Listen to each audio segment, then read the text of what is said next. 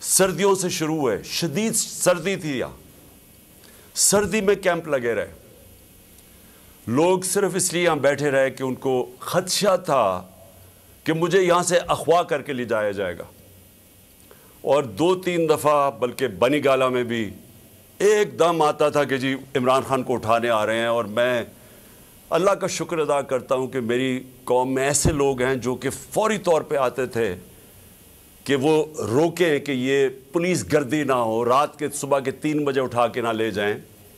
انہوں نے ساری کہانیاں سنی ہوئی تھی کہ اعظم سواتی کو 3 بجے اٹھا لیا، اس کو مارا اور پھر اس کو اٹھا کے پھر تشدد کیا، تو لوگوں کو خوف تھا کہ وہ میرے ساتھ نہ کریں۔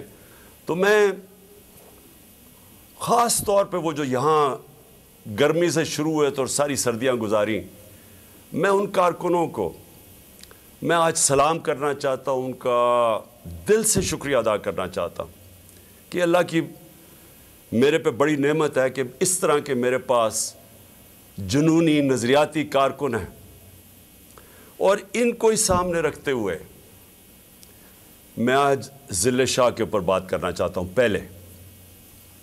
دیکھیں، میں نے تو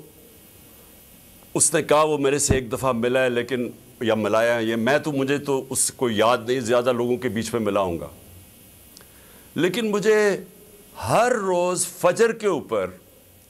اونچی اونچی آواز آتی تھی میرا نام لے کے، کوئی 1 یا 2 تھے لیکن مجھے ایک کی اونچی آواز آتی تھی، میرا نام پکارتا تھا۔ تو میں نے 2-3 دفعہ لوگوں سے پوچھا یہ کون ہے آدمی؟ انہوں نے کہا جی ہم آپ سے ملائیں گے، لیکن بات بیچ میں رہ جاتی تھی اور اتنی چیزیں ہوتی رہیں۔ وہ تھا ذل شاہ، اور پھر جب سے اس کو